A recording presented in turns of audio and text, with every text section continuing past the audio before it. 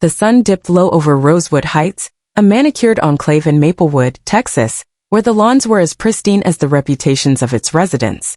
The air carried the faint scent of jasmine and freshly cut grass, and the golden light painted long shadows across brick facades in neatly trimmed hedges. This was a neighborhood where silence wasn't just golden, it was law.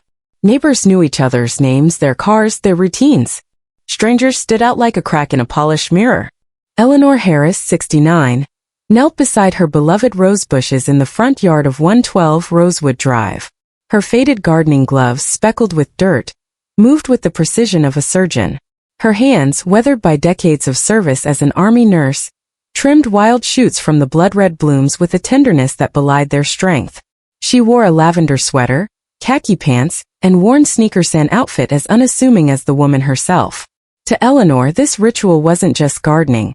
It was communion, a quiet moment of peace in a world that had often demanded her courage. Her gray curls bobbed slightly as she leaned forward, humming a hymn under her breath. Amazing Grace, soft and steady, floated into the evening air. The roses, her pride and joy, had won awards at the county fair 3 years running. She'd named each bush after a family member: Malcolm's pride, Sarah's glory, Benjamin's courage. The last, for her son, a federal prosecutor, was her favorite. She brushed a petal with her thumb, smiling at the thought of Benjamin, who was probably buried in case files in Washington, D.C. right now. Rosewood Heights wasn't just any neighborhood.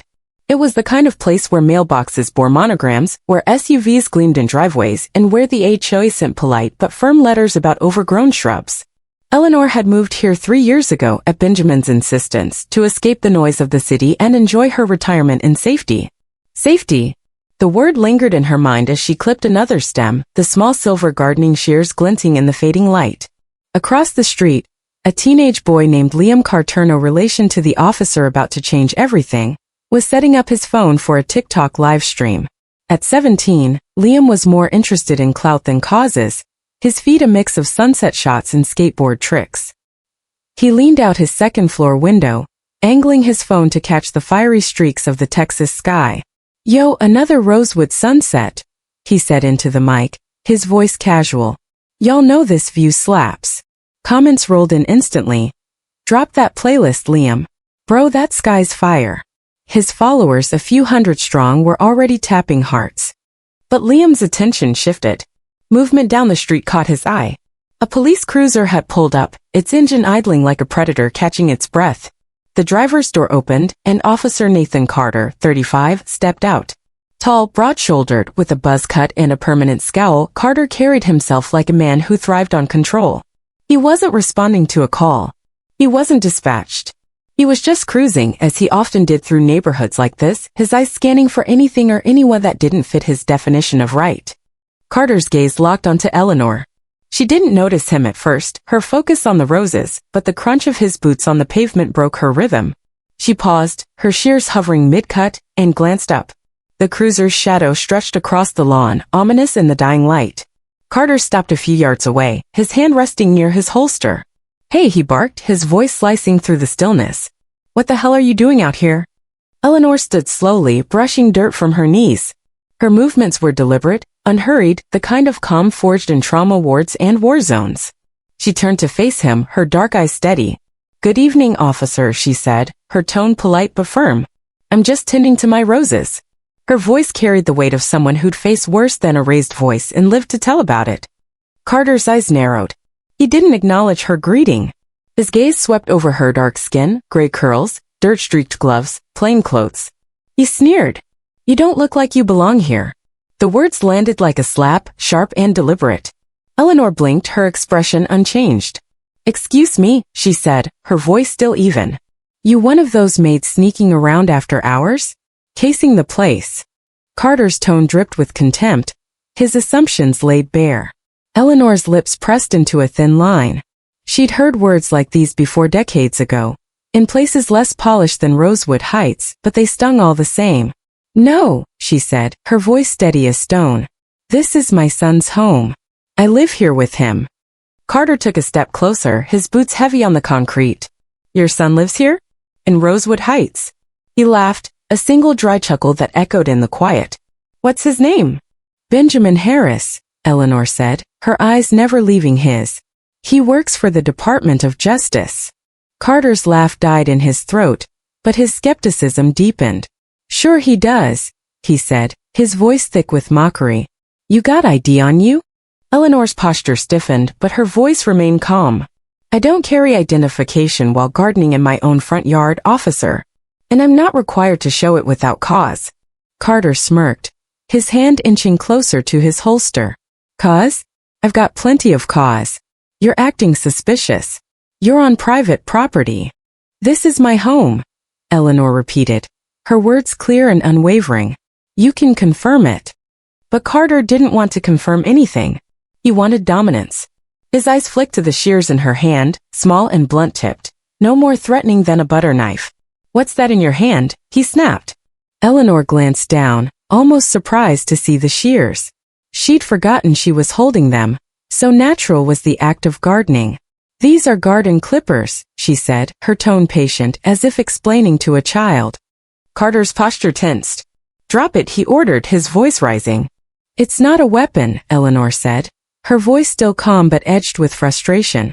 Drop it, he screamed, the command exploding into the evening air. Across the street, Liam's phone trembled in his grip. He pinched the screen to zoom in, his heart pounding. What the hell? He muttered, his voice caught by the live stream. The comments erupted. What's happening? Is that a cop? Why is he yelling at her? Liam's followers, now swelling to 1,000, flooded the chat with emojis and panic. She's not doing anything. Yo, this is messed up. From a nearby house, a smart doorbell camera recorded every second, its lens capturing the confrontation in crisp detail. Inside, no one was watching yet, but the footage was uploading to a cloud server, preserving the truth in real time. 50 yards away, a kid on a bicycle pedaled too fast around the corner, his tire catching the curb. The bike crashed to the pavement with a loud clang, the sound ricocheting through the street. Carter flinched, his head snapping toward the noise. His hand gripped his holster. His body coiled like a spring. Who's there? He shouted, his voice cracking with paranoia. The kid, no older than 12, froze, eyes wide. Sorry, mister, he stammered, scrambling to pick up his bike. Get out of here, Carter roared, his face flushed. The kid bolted, leaving the bike behind. Eleanor stood motionless, her shears still in hand, her eyes tracking Carter's every move. The interruption had rattled him, and she knew it. She'd seen men like this before, soldiers in combat zones, their nerves frayed, their judgment clouded by fear or pride. But this wasn't a war zone. This was her home. Carter turned back to her, his breathing shallow. I'm not playing games, he said, his voice low and dangerous. Show me some ID or I'm putting you in cuffs. Eleanor raised her hand slightly, not in defiance, but in clarity. I have nothing to hide, she said. You're escalating this for no reason. Don't tell me how to do my job. Carter snapped, his voice booming now. He stepped closer, his shadow falling over her. The sun had dipped behind the rooftops, casting the yard in a soft twilight glow. Eleanor's face was half in shadow, but her resolve was unmistakable. She didn't flinch, didn't back down. She simply stood her ground. Liam's live stream was chaos now. Over 2,000 viewers watched, the number climbing by the second. Call someone. This is going bad. Why is he so aggressive? Liam grabbed his second phone and dialed 911, his hands shaking. There's a cop at 112 Rosewood, he whispered to the dispatcher. He's yelling at this old lady. She's not doing anything. I think it's gonna go bad. Is there a weapon involved? The dispatcher asked. She's got gardening scissors, Liam said. He's got a gun. He's losing it. We're sending a supervisor, the dispatcher said. Stay on the line. But Liam's focus was back on the scene. Carter was shouting again, his voice like thunder. Put it down. Put it down. Eleanor's shoulder stiffened, but her voice remained soft, almost inaudible from Liam's vantage point. She was speaking, explaining, still trying to de-escalate. The shears remained in her hand, pointed downward, unmoving. From a neighbor's window, a silhouette leaned closer, the blinds shifting. Another witness. Another angle. The street was no longer silent. A delivery truck rumbled to a stop at the corner, its engine growling. The driver, a young man in a brown uniform, stepped out to check his clipboard, oblivious to the drama unfolding. The truck's brakes hissed loud and jarring. Carter spun toward the sound, his hand on his gun. "Move that damn truck," he shouted, his voice ragged with adrenaline. The driver looked up, startled. "Yo, chill, man. I'm just dropping off a package." "Move it now," Carter bellowed, his face red. The driver muttered something under his breath, climbed back into the truck, and pulled away, the engine roaring. The interruption sent a jolt through Carter, his composure unraveling. He turned back to Eleanor, his eyes wild. "I'm done asking," he said, his voice a growl. "Drop that weapon, or I swear." "It's not a weapon," Eleanor said, her voice cutting through his rage like a blade. She lowered the shears slowly, deliberately, her movements as non-threatening as a prayer. "These are for my roses." Carter's eyes locked onto the glint of metal in her hand. To him it wasn't a tool. It was a threat, a challenge to his authority. His training, his instincts, his biases, all of them collided in a single catastrophic moment. "Weapon!" he screamed, his voice shattering the air. "She's reaching." Eleanor's eyes widened, not in fear but in disbelief. "I'm not armed," she began, her words calm but urgent. But Carter wasn't listening. His hand moved in a blur, the Glock 19 drawn from its holster in one fluid motion. Time seemed to slow, the world narrowing to the barrel of his gun and the woman standing before him. Liam's phone shook in his grip, his breath catching. "Oh my God," he whispered. "Don't do it, man." The TikTok chat exploded. "No way. He's gonna shoot. Someone stop him." Over 5,000 viewers now, the number surging. Across the street, the doorbell camera captured every detail, the angle of Carter's stance, the distance between him and Eleanor, the moment her arm lowered in a controlled arc. And then the gunshot. The crack tore through Rosewood Heights, louder than the sunset, sharper than the rose's thorns. A flock of birds scattered from a nearby oak, their wings a frantic blur against the sky. Eleanor's body recoiled, a half step backward as the bullet struck her chest. Her hand clenched reflexively, the shears tumbling to the grass. Blood bloomed across her lavender sweater, a dark stain spreading like ink on paper. She swayed, her knees buckling, and collapsed sideways beside Benjamin's Courage, her favorite rose bush. A single petal fell, landing near her face, its red a cruel echo of the blood pooling beneath her. Liam's scream broke the silence. "He shot her." His voice cracked, raw with shock. The live stream shook violently as his hand lost control. "No way. She's down. Save the video. Tag the news." The comments were a storm of panic and rage. Liam's older sister, Maya, burst into his room, drawn by the noise. "What's going on?" she demanded, her eyes wide. "Not watching," Liam said, his voice trembling. "Filming. It's happening right now." Maya looked out the window and gasped. "That's Miss Eleanor. She brings Mom cookies every Christmas." She grabbed her own phone and started recording, her hands shaking. "Keep it steady," she told Liam. "Get his badge number." Liam zoomed in, the image jittery but clear. "Carter. Nathan Carter," he said aloud, his voice caught by the stream. "Rosewood PD." From 20 yards away, Officer Emily Nguyen, 28, pulled up in her cruiser. She'd been patrolling nearby when she heard Carter's shouts over the radio. She stepped out, her instincts screaming that something was wrong. "Carter," she called, her voice sharp. "What's the situation?" Carter waved her off without turning. "Back off, Nguyen. I've got this." His voice was strained, his focus locked on Eleanor's motionless form. Emily hesitated, protocol clashing with her gut. She saw Eleanor on the ground, the blood, the shears glinting harmlessly in the grass. Her heart sank. She ran toward the scene, her boots pounding the pavement. "Carter, what the hell did you just do?" Carter stood frozen, his gun still in hand, the barrel smoking. His eyes were wide, his mouth slightly open, as if he couldn't process what had just happened. A bead of sweat rolled down his temple. She had a weapon," he stammered. She didn't listen. Emily dropped to one knee beside Eleanor, her fingers searching for a pulse. Her hands trembled as she pressed against Eleanor's neck, then her wrist. Nothing. Blood soaked the grass, dark and unrelenting. She leaned closer, praying for a breath, a twitch, anything. There was nothing. "She's gone," Emily whispered, her voice breaking. She looked up at Carter, her eyes burning. That was a 69-year-old woman with pruning scissors. "You fired before she could even speak." Carter stepped back, his gun still out, his face pale. "She raised it," he said, his voice hollow. "She lowered it," Emily snapped, her voice thick with disgust. "You saw what you wanted to see." The street was no longer quiet. Neighbors emerged from their homes, some filming, others shouting. many just staring in horror. A woman 2 houses down screamed, "They killed her." A man yelled, "I got it on my camera."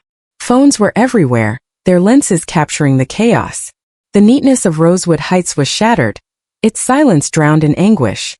Liam ended his live stream, his hands shaking so badly he nearly dropped his phone. His mother's voice crackled through his earbuds, frantic. "Liam, get inside now." He saved the video, backed it up to 3 cloud services and sank to the floor, his breath ragged. The footage was already spreading, clipped and reposted across platforms. On Twitter, gardening while black began trending within minutes. Within an hour, every news station in Texas had the video, and the world was about to learn who Eleanor Harris was. Emily stood, her hands clenched, her eyes locked on Carter. "Put your weapon away," she ordered, her voice low but firm. Carter blinked as if waking from a trance and holstered his gun with mechanical slowness. Sirens wailed in the distance, growing louder. The crowd swelled, their voices a rising tide of anger and grief. A woman in the crowd pointed at Carter, her voice trembling with rage. "That's Benjamin Harris's mother. You just shot a federal prosecutor's mom." Carter's head snapped toward her, his face draining of color. He opened his mouth to speak, but no words came. Emily stepped in front of him, her voice like steel. "Stay here. Don't move. This is a crime scene now." Carter nodded once, his hands hanging limp at his sides. The sirens grew deafening, red and blue lights flashing against the darkening sky. Rosewood Heights, with its perfect lawns and quiet streets, would never be the same. And as the first ambulance screeched to a halt, the weight of what had happened settled over the neighborhood like a storm cloud, heavy with the promise of reckoning. The sirens wailed through Rosewood Heights, their piercing cries shattering the illusion of calm that had once defined the neighborhood. Red and blue lights pulsed against the manicured lawns, reflecting off polished SUVs and pristine windows like a warning flare. Neighbors clustered behind hedges and driveways, their whispers sharp with shock and fear. Phones glowed in their hands, some recording, others scrolling through the TikTok livestream that was already tearing through the internet like wildfire.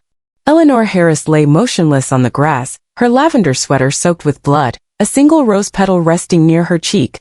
The world was waking up to her name, and Rosewood Heights would never sleep the same again.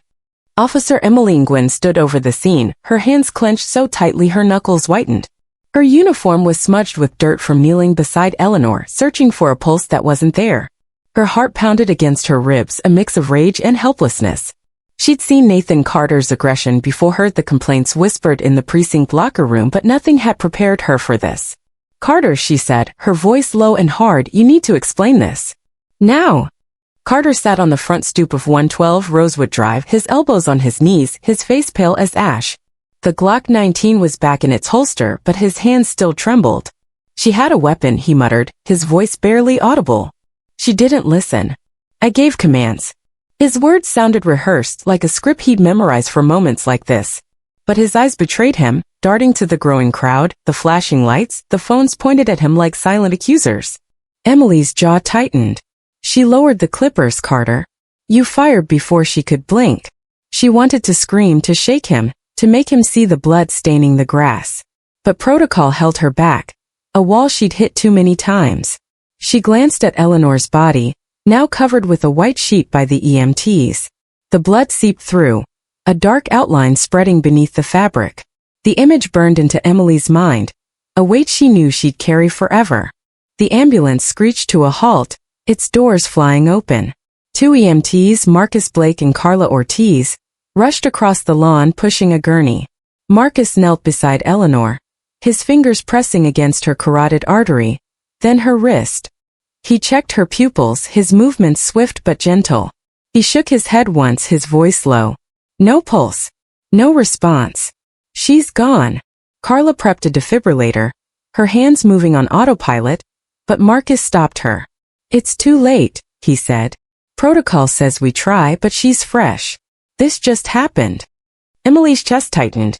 She turned away, her eyes burning, and keyed her radio. "This is Officer Nguyen, badge 3921. Officer involved shooting at 112 Rosewood Drive. Female civilian down, deceased. Requesting EMS, supervisor, and immediate command response." Her voice was clipped, professional, but her hands shook as she released the button. Carter pressed his radio, his voice robotic. "This is Officer Carter. Batch 2485. Suspect down after resisting commands. Subject displayed threatening behavior.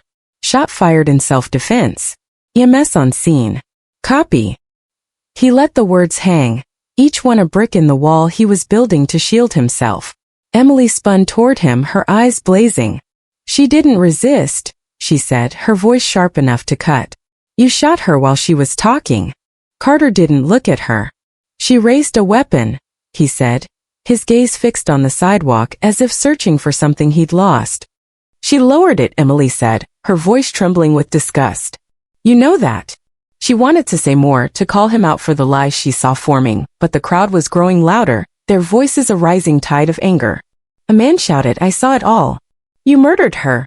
A woman sobbed, that's Miss Eleanor. She's Benjamin Harris's mom. The accusations hit Carter like stones, but he didn't flinch. He just sat there, his face blank, his hands limp. Across the street, Liam Carter's bedroom was a storm of panic. He sat on the floor, his phone still clutched in his hand. The live stream ended but the video saved. His sister, Maya, stood over him, her own phone recording the chaos outside. Liam, you okay? She asked, her voice soft but urgent. He shook his head, his breath ragged. He shot her, Maya. Right in front of me. I saw it. His voice cracked, the weight of what he'd witnessed crashing down. Maya knelt beside him, her hand on his shoulder. You did the right thing filming it. That video's gonna make sure people know. She glanced at her phone where notifications were piling up. The clip was already everywhere: Twitter, Instagram, Reddit. Gardening while black was trending, the hashtag a raw cry for justice. Liam's followers had skyrocketed to 10,000, but he didn't care about the numbers. He cared about the woman who'd given his mom cookies every Christmas, now lying dead on her own lawn. Their mother, Angela, burst into the room, her face pale. Liam, Maya, get away from that window, she said, her voice shaking. The news is already here. This is gonna explode. She pulled Liam into a hug, her hands trembling. You saved that video, right? Liam nodded, his throat tight. Backed it up. 3 times. Angela exhaled, her eyes glistening. Good. That's evidence now. Outside, the crowd swelled, their phones capturing every angle. A news van from Channel 5 pulled up, its crew scrambling to set up cameras. A reporter, mic in hand, spoke breathlessly into a live feed. We're at Rosewood Heights, where a police officer has fatally shot a woman in her front yard. Witnesses say she was gardening. The victim is reportedly the mother of a federal prosecutor. Stay tuned for more. Detective Michael Reed, 47, arrived in an unmarked black SUV, his sharp jaws set as he stepped out. He'd seen too many crime scenes, too many bodies, but this one hit differently. The sheet over Eleanor's body, the blood pooling beneath, the officer sitting silently on the stoop, it all screamed wrong. He approached Emily first, his voice low. Gwen, you the first unit? She nodded, her posture rigid. I pulled up just before it happened. What do we have? Reed asked, his eyes scanning the scene. Emily hesitated, glancing at Carter, then back to Reed. One female civilian down, shot once, center mass. Carter says she resisted. EMTs say she's gone. Her voice was steady, but her eyes betrayed her fury. Reed studied her, noting the tightness in her jaw, the dirt on her knees. Did you see it? He asked. Yes, she said, then after a beat, but I didn't intervene. He waved me off. The admission hung heavy, a confession of her own failure to act. Reed nodded, storing it away. He turned to Carter, who stood slowly, his face still blank. Walk me through it, Reed said, his tone neutral but probing. Carter cleared his throat, his voice flat. I was patrolling, saw a suspicious individual near the porch. Didn't recognize her. Asked for ID. She refused, became aggressive, reached into her clothing, then raised what I believed to be a weapon. I gave verbal commands. She ignored them. I fired once to neutralize the threat. Reed raised an eyebrow. The weapon was gardening shears? She was close, Carter said, his voice defensive. Her posture was sudden. I reacted. Reed's eyes narrowed. He'd been on the job long enough to spot a story that didn't add up. The shears, small and blunt, lay in the grass, glinting harmlessly. He crouched beside Eleanor's body, lifting the sheet gently. The bullet hole was clean, center mass, a textbook kill shot. Too precise for a panicked reaction. He stood, exhaling through his nose. Has anyone notified next of kin? Not yet, Emily replied. Who is she? Reed asked. We don't know yet, Carter cut in, his voice quick.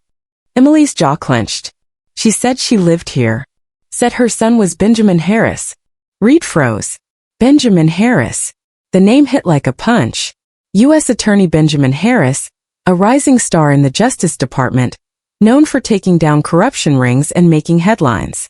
Reed's gut tightened. He pulled out his phone and stepped away, dialing a number from memory. Hold transport, he told the EMTs.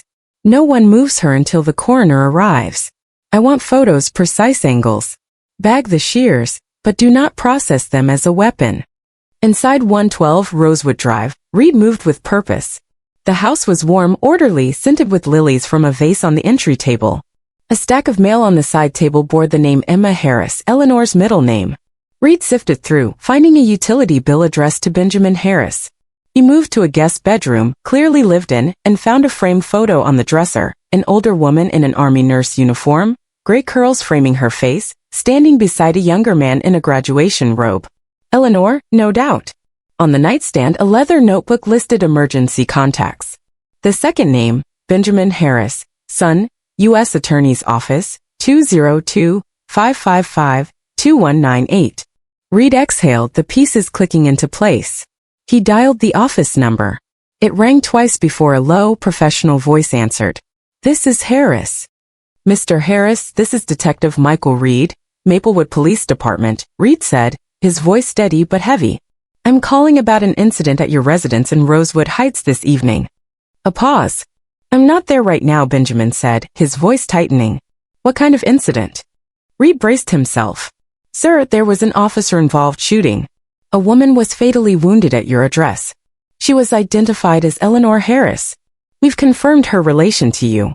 I'm so sorry. The line went silent, the kind of silence that swallows sound. 8 seconds passed. Then a sharp intake of breath, like a man struck without warning. Say that again, Benjamin said, his voice colder now, hollowed out. Reed repeated it slower. Your mother, Eleanor Harris, was shot by a responding officer during a patrol interaction. EMS declared her deceased at the scene. The situation is under active investigation. Another pause, heavier, violent. Who was the officer? Benjamin asked. Officer Nathan Carter, Reed said. I'm on my way, Benjamin said, and the call ended. Reed stood in the living room, the family photo on the fireplace staring back at him. Eleanor, smiling, her hand on Benjamin's shoulder, a younger woman beside them. The weight of the moment settled over him. This wasn't just a shooting. This was a firestorm waiting to ignite. In Washington, D.C., Benjamin Harris sat at his desk, the phone still in his hand. The office was quiet, the hum of fluorescent lights the only sound. His fingers pressed so tightly against the mahogany desk that his knuckles turned white. He didn't cry. He didn't scream. He picked up the phone again and dialed. United States Attorney General's office, the voice answered. How may I direct your call? This is Benjamin Harris, he said, his voice like steel. Put me through to Attorney General Judith Price. Now. 15 seconds later, Judith's voice came on. Benjamin, it's late. What's wrong? My mother was shot and killed by a police officer in my front yard, he said, each word a blade. His name is Nathan Carter, Maplewood PD. I want federal jurisdiction assumed immediately. I want the Civil Rights Division activated. FBI on site within the hour. A beat of silence. Oh my God, Judith said.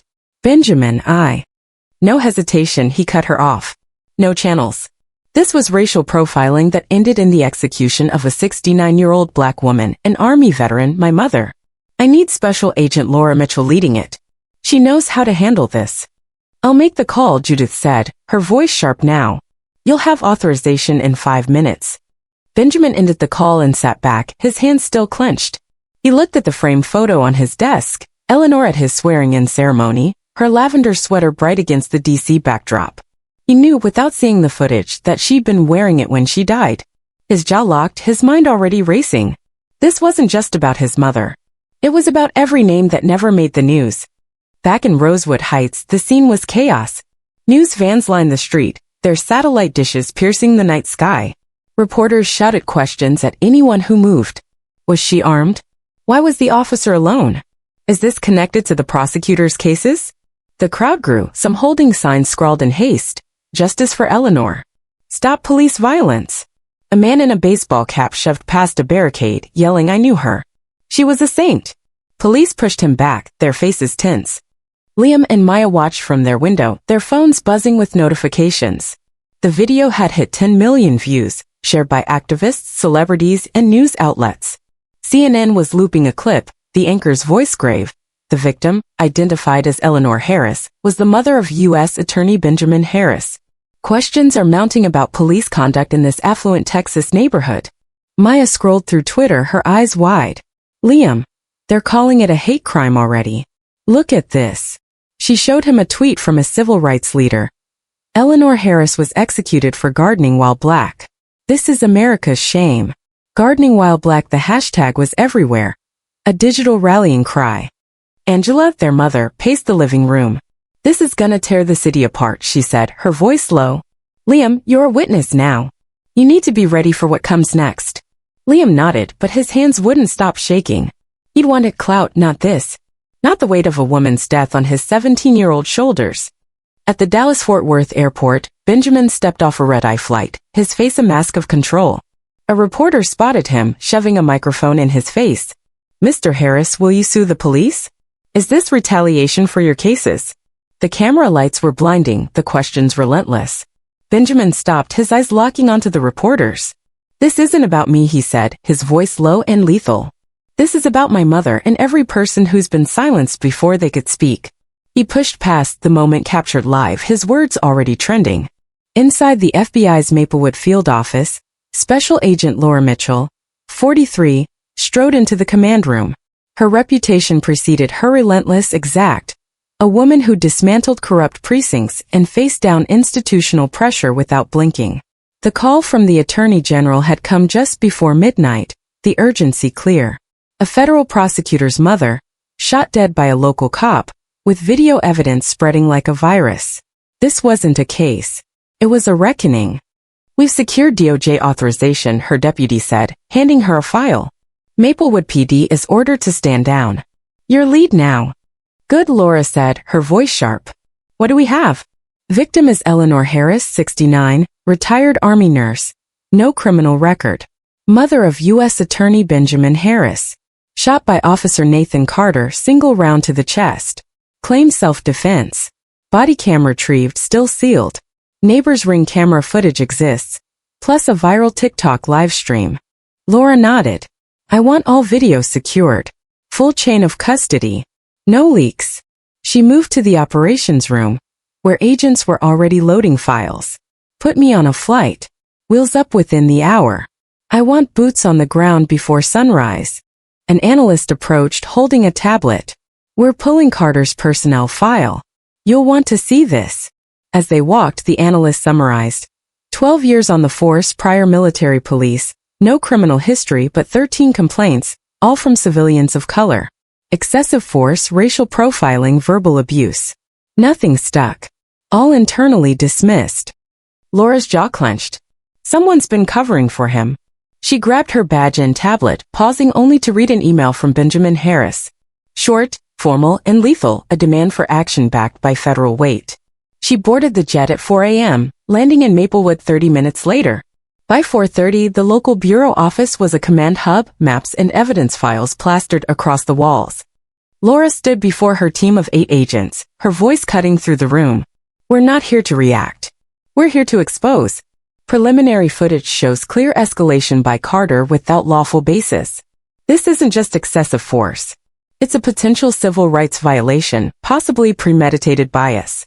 She circled 3 items on a whiteboard. Body cam, witnesses, officer history. Every witness contacted today. Full psychological profile on Carter by noon. Dig into his incident reports, anything flagged for force or complaints. The tech lead spoke up. Body cams undergoing frame-by-frame decryption. High-res pull in 2 hours. Audios transcribed. Prioritize timestamps and motion anomalies, Laura said. She turned to the room. If this holds up, we're looking at a pattern. And if someone buried that pattern, they're in this with him. Outside, the news cycle was a hurricane. National anchors led with Eleanor's death. The TikTok clip viewed over 12 million times. Activists dissected every frame. Journalists called for reform, and scholars debated systemic bias. But inside the FBI hub, Laura's team worked with cold precision, their focus on evidence, not headlines. The Ring camera footage played on a monitor, showing Eleanor's calm posture, Carter's aggression, the fatal shot. Laura froze the image, her voice low. "This is our foundation. Start decoding." The investigation had begun, and the truth was clawing its way to the surface, one frame at a time. The United States District Court in Maplewood, Texas, stood like a fortress under the weight of a nation's gaze. Its marble halls echoed with the footsteps of attorneys, reporters, and spectators, their murmurs blending into a low hum of anticipation. Outside, barricades lined the sidewalks, holding back a sea of protesters and supporters. Signs bobbed above the crowd. "Justice for Eleanor. No more Blue Shield. Gardening while black is not a crime." News vans clogged the streets, their satellite dishes piercing the morning sky. Inside, the courtroom was packed to capacity, the air thick with tension. The trial of Officer Nathan Carter was about to begin, and the eyes of America were fixed on what would come next. Sophia Bennett, 45, stood at the prosecution's table, her navy suit crisp and unadorned. A senior attorney from the DOJ's Civil Rights Division, Sophia was known for her surgical precision in dismantling lies and her unshakable resolve in high-stakes cases. She carried no briefcase, only a thin folder and a digital tablet, her tools honed for one purpose: to deliver justice for Eleanor Harris. Her team flanked Hera deputy prosecutor, a digital technician, and an analyst, each ready to execute her strategy with flawless coordination. Sophia's face was calm, but her eyes burned with purpose. This wasn't just a case. It was a reckoning. Across the aisle, Nathan Carter sat at the defense table, his gray suit ill-fitting as if it belonged to someone else. His face was pale, his hands fidgeting with the legal pad, flipping it open and shut like a nervous tick. The man who'd once wielded authority with a badge now looked diminished, his broad shoulders slumped under the weight of the charges against him. His attorneys, a seasoned pair from a high-profile firm, whispered strategy, but Carter barely responded. His eyes flicked to the jury, then away, as if afraid of what they might see in him. The jury box held 12 faces, 6 women, 6 men, a mix of races and ages, from a retired teacher to a software engineer. They sat alert, their postures rigid, their expressions unreadable but attentive. They knew the gravity of their role. The nation was watching, and their verdict would echo far beyond this courtroom. Above them, the seal of the United States District Court hung over Judge William Carter's bench, no relation to the defendant, a silent reminder of the law's impartial promise. At exactly 9 a.m., the bailiff's voice rang out. "All rise." The room stood as Judge William Carter, 62, entered, his black robe heavy with authority. His face was stern but fair, his 20 years on the bench a testament to his ability to navigate cases that shook the public conscience. He nodded once, signaling the room to sit. "Ladies and gentlemen of the jury," he began, his voice steady, "we are here to uphold the principle that no one is above the law, and no one is beneath its protection. Ms. Bennett, you may proceed with your opening statement." Sophia stepped forward, her presence commanding without effort. She carried no notes, her words flowing with the clarity of truth. "We are not here because of a misunderstanding," she said, her voice clear and measured. "We are not here because of a split-second error or a moment of confusion. We are here because Officer Nathan Carter, sworn to protect the public, unlawfully shot and killed Eleanor Harris, a 69-year-old woman, without justification, without threat, and without hesitation." She turned to the jury, her gaze steady. "You will see the footage from his own body camera. You will hear the words he spoke. You will meet the witnesses who watched it unfold. And when you do, you will know that Eleanor Harris died not because she was dangerous, but because she was dismissed, profiled, and silenced in her own front yard." The courtroom was silent, every word landing like a stone. Sophia gestured to the jury. "This case is about accountability. It's about a system that allowed one man to act with impunity, again and again, until a life was taken. Eleanor Harris was a mother, a veteran, a neighbor. She deserved better. And today you have the power to ensure her death was not in vain." She stepped back, her opening statement a foundation of unyielding truth. The defense attorney, Richard Holt, rose, his tailored suit and polished demeanor a stark contrast to Carter's unease. "Ladies and gentlemen," he began, his voice smooth, "this is a tragedy, not a crime. Officer Carter faced a split-second decision in a high-stress encounter. He believed he was protecting himself and the community. The evidence will show a reasonable reaction to a perceived threat, not an act of malice. His words were careful, designed to soften the edges of Carter's actions, but the jury's faces remained impassive. Sophia called her first exhibit. The lights dimmed, and a projector screen lit up with synchronized footage from Carter's body camera, the neighbor's Ring camera, and Liam Carter's TikTok livestream. The courtroom fell into absolute stillness. On the screen, Eleanor appeared, standing calmly in her yard, gardening shears in hand, her posture relaxed. Carter's approach was abrupt, his voice escalating from the first word. "What the hell are you doing out here?"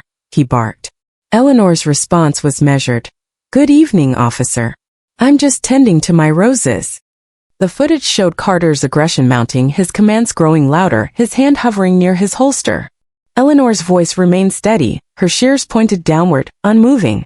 The final moment played in slow motion. Carter's shout, "Drop it," followed by the gunshot, less than a second later. Eleanor's body recoiled, collapsing beside her rosebush. The screen froze on her blood-soaked sweater, the shears glinting harmlessly in the grass. The lights came up, and the silence was deafening. Jurors stared at the screen, some with hands pressed to their mouths. In the gallery, Benjamin Harris sat in the front row, his hands folded, his face unreadable. A single tear traced down his cheek, but he didn't wipe it away. Sophia called her first witness, FBI forensic analyst Denise Lau, who walked the jury through the footage frame by frame.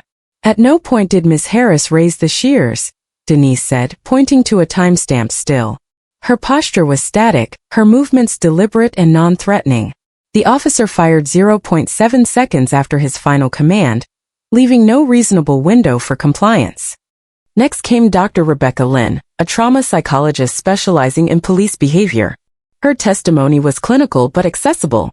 "Officer Carter's body language shows cognitive distortion," she said. "He interpreted non-threatening behavior as hostile, likely due to implicit bias. Training protocols exist to mitigate this, but they were not followed." Sophia nodded. "In your opinion, was the use of force justified?" "No," Dr. Lynn said flatly. "There was no imminent threat. The response was disproportionate to the situation." The medical examiner, Dr. Alan Torres, confirmed the bullet's path. It entered the left chest, pierced the lung and heart, and exited the back. Death was instantaneous. He held up a photo of the shears, small and blunt. They were found 3 feet from the body, consistent with being dropped, not wielded.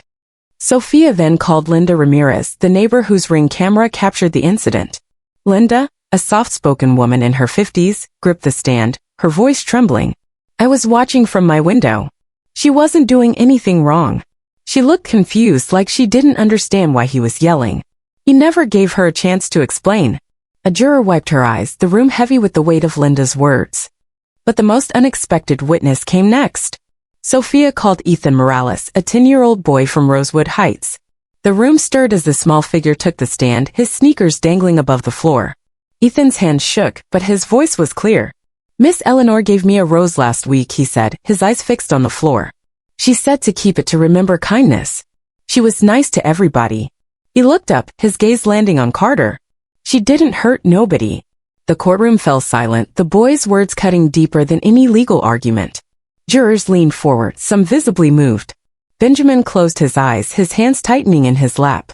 Outside, the trial was a lightning rod. Protesters clashed with a smaller group of police supporters, their signs colliding in a tense standoff. "Back the blue, red one banner, met with chants of no justice, no peace."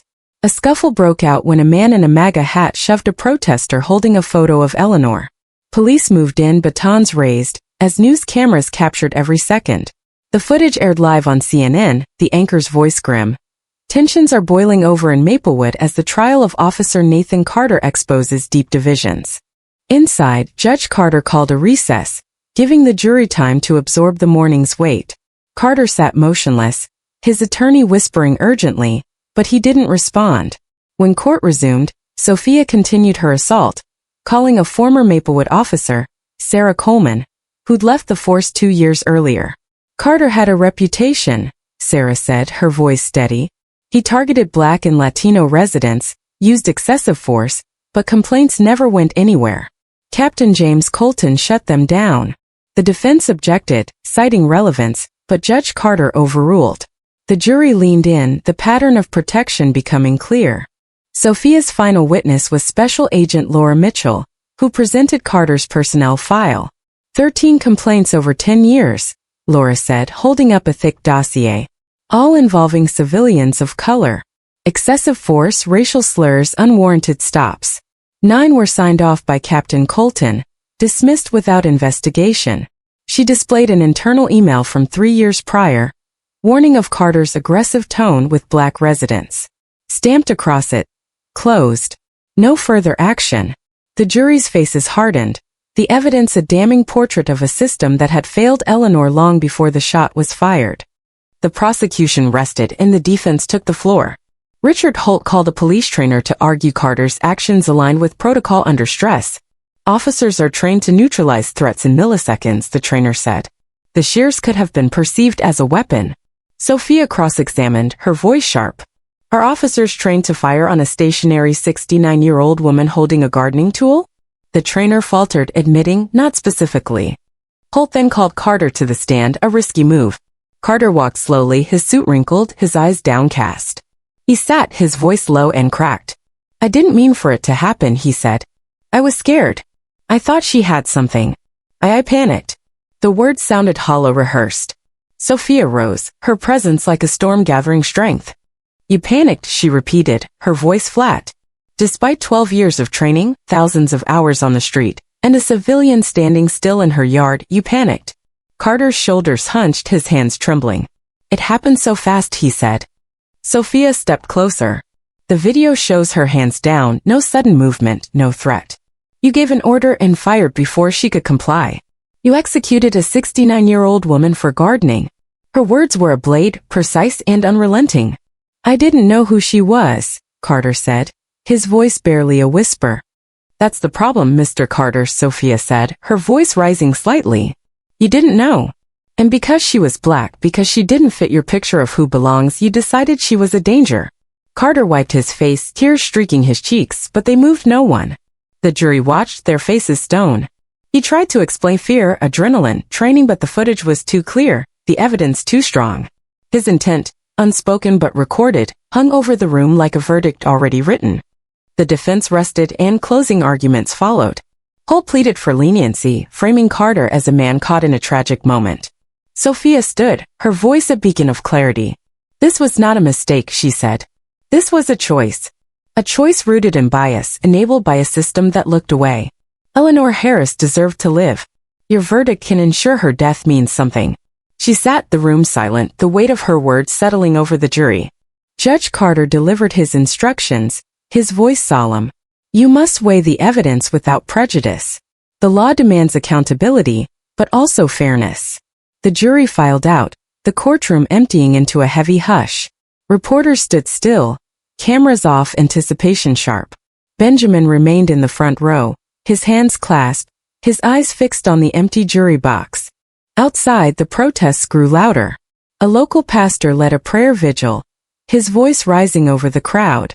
We pray for Eleanor, for her son, for a nation that must heal.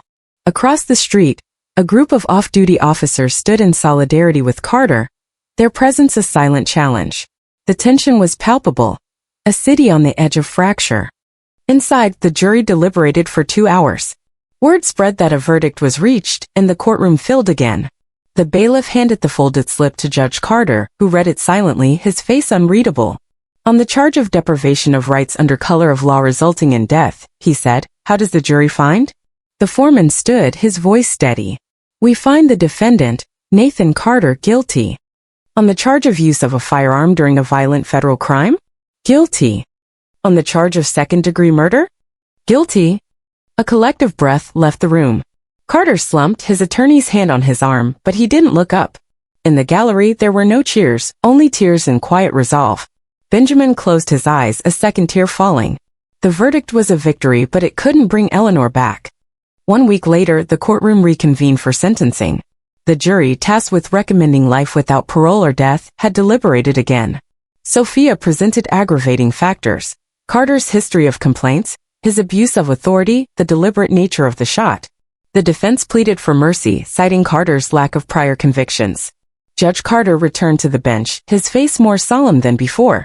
"Mr. Carter," he said, his voice heavy, "you violated the sacred trust of your badge. You acted not in fear, but in prejudice, extinguishing a life of service and dignity. This court, having considered the jury's recommendation, sentences you to death under federal law." Carter didn't react, his face blank, as if he'd already retreated from the world.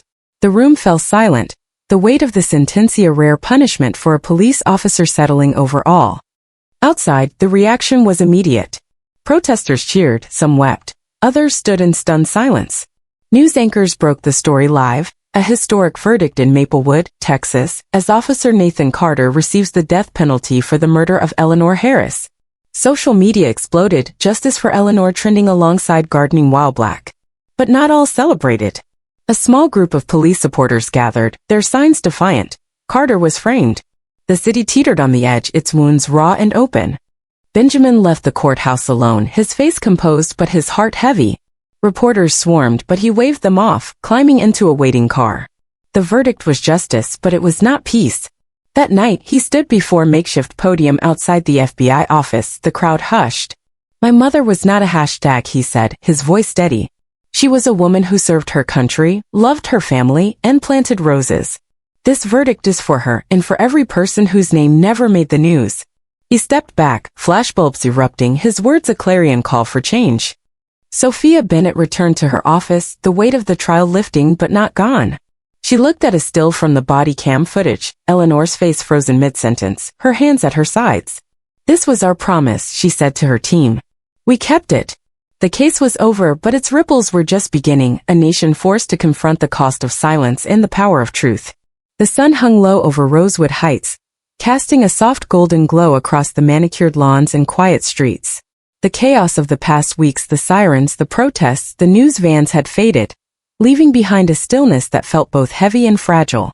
At 112 Rosewood Drive, the rose bushes stood vibrant and proud, their blood-red blooms swaying gently in the evening breeze. The lawn, once scarred by blood and tragedy, had been carefully restored, the grass lush and green, as if trying to erase the memory of that fateful day. But some wounds could not be covered, some losses could not be undone. Eleanor Harris was gone, and yet her presence lingered, woven into the petals, the soil, and the hearts of those who knew her. Benjamin Harris stood alone in the front yard, his dark suit jacket slung over one shoulder, his tie loosened. At 42, he carried the weight of a federal prosecutor's life: cases won, corruption exposed, justice pursued, but none of it had prepared him for this. The trial was over, the verdict delivered, the sentence pronounced. Nathan Carter, the officer who'd taken his mother's life, would face the death penalty, a rare and solemn judgment that had sent shockwaves across the nation. Justice had been served, but Benjamin knew better than most that justice was not a balm for grief. It didn't fill the silence at the dinner table, didn't bring back the sound of his mother's humming as she tended her roses. He knelt beside the bush she'd named Benjamin's Courage, its blooms fuller now, as if defiant in her absence. His fingers brushed the petals, soft and cool against his skin. He could almost hear her voice, warm and teasing. "Don't let these roses outshine you, son." A faint smile touched his lips, but it was fleeting, swallowed by the ache in his chest. The garden was her sanctuary, her legacy, and now it was his to protect. A small bronze plaque, newly installed near the roses, glinted in the fading light. It read, "In memory of Eleanor Harris, 19562025. A mother, veteran, and beacon of kindness." The neighborhood association had funded it, a gesture of atonement for the silence that had allowed Carter's suspicions to fester. Benjamin traced the letters with his thumb, his throat tight. The plaque was a start, but it wasn't enough. Nothing would ever be enough. The trial had changed Rosewood Heights and Maplewood and the country beyond. The hashtag gardening while black had become a movement, a rallying cry for those who'd been profiled, dismissed, or silenced. Eleanor's face smiling in her Army nurse uniform, serene in her lavender sweater, graced protest signs, news broadcasts, and social media feeds. Her story had sparked town halls, policy reviews, and calls for reform. But for Benjamin, it was personal. Every headline, every hashtag, was a reminder of the woman who'd raised him, who taught him to stand tall, who'd never backed down, even when a gun was pointed at her chest. He stood, brushing dirt from his knees, and looked out at the street. A few neighbors lingered at a distance, their faces a mix of respect and guilt. They'd known Eleanor, loved her cookies, admired her roses, but they hadn't spoken up when Carter's cruiser rolled through, his eyes scanning for outsiders. Benjamin didn't blame them, not entirely. Silence was a habit, fear a reflex. But habits could be broken, and fear could be faced. That was the work ahead. A small voice broke the quiet. "Are you her son?" Benjamin turned. A girl, no older than 9, stood at the edge of the yard, her braids tied with bright pink ribbons. She pointed at the plaque, her eyes wide with curiosity. He nodded, his voice soft. "Yes, I'm Benjamin." The girl tilted her head, studying him. She was nice. She gave me a tomato once from her garden out back. Said it was the sweetest one she grew. Benjamin's smile returned, sadder but genuine. That sounds like her. She loved sharing. The girl hesitated, then stepped closer, holding out a folded piece of paper. "I drew this for her. Can you put it by the roses?" Benjamin took the paper, unfolding it to reveal a crayon drawing of a woman with gray curls, surrounded by red flowers. The words Miss Eleanor were scrawled at the top in wobbly letters. His throat tightened again, but he managed a nod. "I'll make sure it stays right here," he said, placing the drawing beside the plaque. The girl waved and ran off, her sneakers pattering against the sidewalk. Benjamin watched her go, the drawing a small but piercing reminder of his mother's reach. She touched lives in ways he was only beginning to understand through roses, tomatoes, cookies, kindness. Her death had torn a hole in the world, but her life had planted seeds that were still growing. Across town, in a community center packed with residents, a town hall meeting was underway. The room buzzed with voices, angry, hopeful, grieving. A local pastor, Reverend Clara Thompson, stood at the podium, her presence commanding. "Eleanor Harris was one of us," she said, her voice resonant. "She was our neighbor, our friend, our sister. Her death is a wound, but it's also a call. We cannot let her story end in silence." The crowd murmured agreement, some raising fists, others clutching tissues. Liam Carter, now 18, sat in the back, his hands clasped tightly. The TikTok livestream that had captured Eleanor's final moments had changed his life. He'd been called a hero, a witness, a kid who'd done the right thing. But the weight of his death threats, the media interviews, the nightmares had aged him beyond his years. He'd testified at the trial, his voice steady as he described what he'd seen, but the memory of Eleanor's fall haunted him. Tonight he was here to listen, to learn, to find a way forward. Maya, his sister, sat beside him, her notebook open. She'd started a blog, Voices of Rosewood, to document the community's response to the tragedy. "We need to keep talking," she whispered to Liam. "Not just about what happened, but about what we do next." Liam nodded, his jaw tight. He wasn't sure what next looked like, but he knew he couldn't stay silent. A woman in the audience stood, her voice trembling but firm. "I knew Eleanor. She helped me when my son was sick, brought soup, sat with us. She didn't deserve this. But what are we doing to make sure it doesn't happen again?" The question hung in the air, unanswered but urgent. Reverend Thompson nodded. "We're working on that," she said. "The city council's reviewing police oversight. We're pushing for body cam audits, de-escalation training, community boards. But it starts with Usher now." The meeting stretched into the night, voices rising and falling, grief giving way to resolve. Outside, a makeshift memorial had grown near the community center, a pile of roses, candles, and handwritten notes. One read, "Eleanor, your light still shines." Another, "We won't forget." The candles flickered in the breeze, their glow a quiet defiance against the darkness. In Washington, D.C., Benjamin sat in his office, the city's twilight glow filtering through the window. His desk was cluttered with case files, but his focus was elsewhere. He'd taken a leave from his role as U.S. Attorney, not to retreat, but to redirect his energy. The trial had been a victory, but it was only a step. The system that had allowed Nathan Carter to operate unchecked, the complaints buried, the warnings ignored, was still in place. Changing it would take more than a verdict. He opened a legal pad, its pages filled with names. Every officer with a history of complaints in Maplewood, every city official who'd voted against police reform, every activist fighting for accountability. This wasn't a vendetta, it was a roadmap. He'd already met with civil rights leaders, testified before a Senate committee, and launched a foundation in his mother's name, the Eleanor Harris Fund for Justice. Its mission was simple but ambitious: to support victims of racial profiling, fund legal aid, and push for systemic reform. The fund had raised $1 million in its first week, fueled by donations from across the country. His phone buzzed, a text from Special Agent Laura Mitchell. Maplewood PD just fired Captain Colton. Internal audit uncovered more buried complaints. You started this. Benjamin exhaled, a flicker of satisfaction tempered by the long road ahead. Colton's dismissal was a win, but it didn't erase the years of complicity. He typed back. It's a start. Keep digging. The news of Colton's firing broke the next morning, dominating headlines. Maplewood police captain ousted amid Harris case fallout, CNN reported. Activists hailed it as progress, while police unions decried it as a witch hunt. Social media was a battlefield, with Eleanor Harris trending alongside Blue Lives Matter. The nation was talking, arguing, reflecting exactly what Benjamin had hoped for. Silence had been the enemy, and Eleanor's death had shattered it. Back in Rosewood Heights, the neighborhood was changing. The HOA, once obsessed with aesthetics, had formed a diversity committee, led by Linda Ramirez, the neighbor whose Ring camera had captured the shooting. We can't just plant flowers and call it peace, Linda said at a meeting, her voice firm. We need to know our neighbors, not judge them. The committee organized block parties, cultural exchanges, and workshops on implicit bias. It wasn't perfect, but it was a beginning. Liam and Maya became unlikely leaders in the effort. Liam, still grappling with his role as a witness, started speaking at schools, sharing his story to inspire other teens to document injustice. I didn't plan to be part of this, he told a packed auditorium. But when you see something wrong, you don't look away. You record it, you share it, you fight. His words, raw and honest, earned a standing ovation. Maya's blog grew, her posts amplifying voices from Rosewood and beyond. She interviewed Emmeline Gwynn, who'd resigned from the force and was now advocating for reform. I failed Eleanor that day, Emily admitted, her voice breaking. I won't fail again. The ripple effects reached far beyond Maplewood.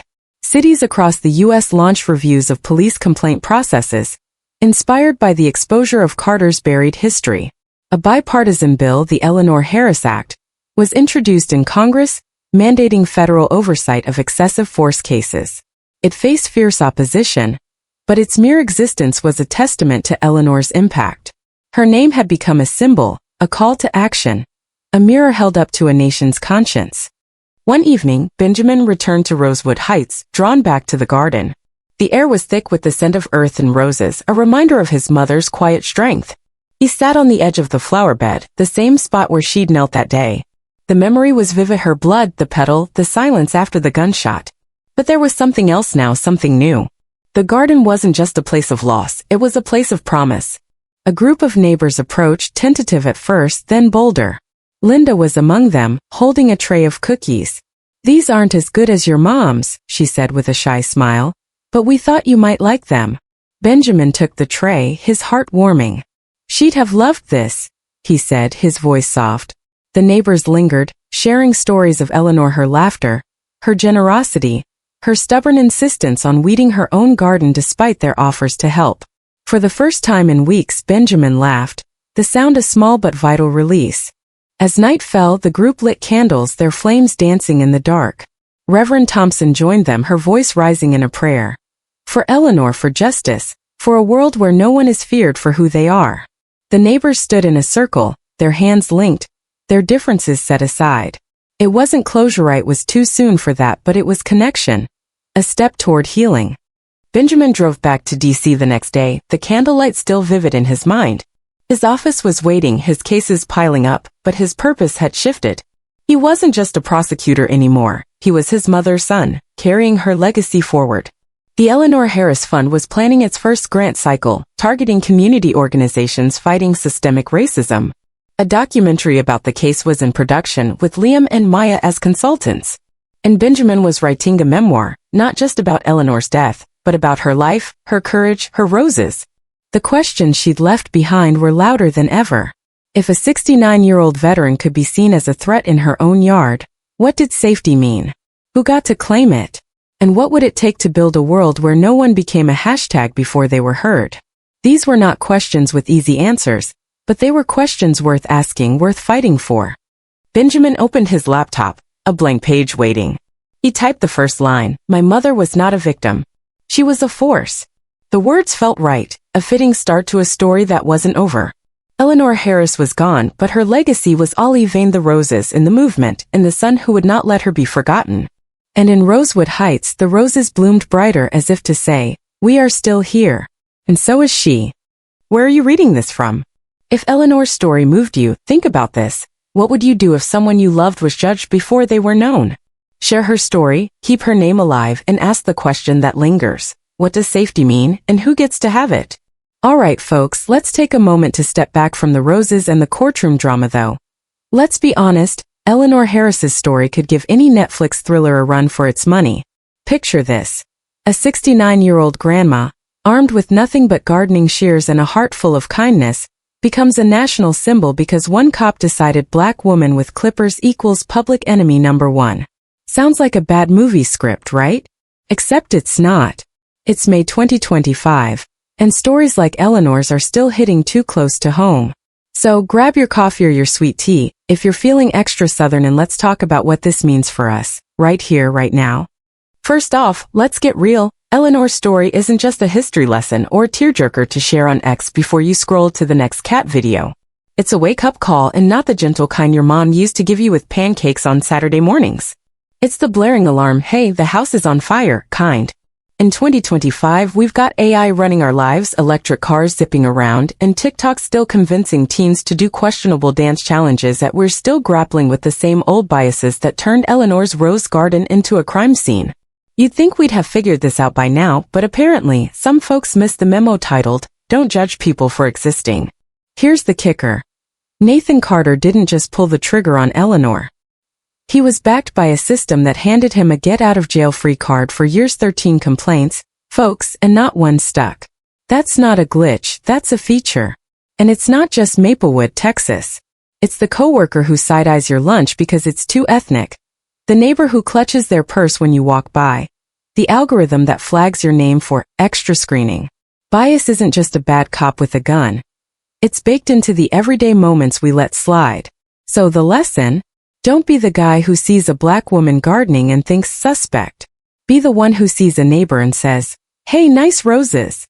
But let's sprinkle a little humor on this, because life's too short to stay mad all the time. Imagine if we all started profiling people based on their gardening skills instead of their skin color. Ma'am, step away from those wilted petuniaceae, clearly a threat to horticulture. Sounds ridiculous, right? That's the point. Judging someone for who they are, not what they do, is about as logical as arresting a tomato for being too red. Eleanor Harris was out there making Rosewood Heights bloom, and the only crime was assuming she didn't belong. So, next time you're tempted to make a snap judgment, channel your inner plant mom and ask, are they watering their roses or are they just vibing? Spoiler, most folks are just vibing. Now, let's tie this to today. In 2025, we're not just fighting for justice in courtrooms, we're fighting for it in our group chats, our workplaces, our feeds. Every time you call out a stereotype, share a story like Eleanor's, or push for change, whether it's signing a petition or just listening to someone's truth theory, planting a seed, just like Eleanor did with her roses. And trust me, those seeds grow. Look at Liam, the TikTok kid who went from filming sunsets to sparking a movement. Or Maya, who turned her blog into a megaphone for her community. You don't need a law degree or a badge to make a difference, you just need to show up. So here's where you come in, because this story isn't over until we all decide what happens next. What would you do if someone you loved became a hashtag before they were heard? Would you stay quiet? Or would you raise your voice? Maybe you're already out there marching, posting, or just having that awkward but necessary convo with your uncle at Thanksgiving. Or maybe you're wondering where to start. Here's a tip. Start small, but start now. Share Eleanor's story. Talk about it at your next coffee run. Ask your local leaders what they're doing to prevent another Rosewood Heights. And if you see someone gardening, don't call 911, maybe offer them a lemonade instead. Oh, and one last thing, don't sleep on this channel, y'all. We're out here telling stories like Eleanor's, shining a light on the heroes, the heartbreak, and the hope. So, hit that subscribe button faster than you'd swipe right on a good meme. Trust me, you don't want to miss the next night. Might just be the story that changes how you see the world. Where are you watching from, and what's one thing you're doing to keep Eleanor's legacy alive? Drop it in the comments and let's keep this conversation blooming.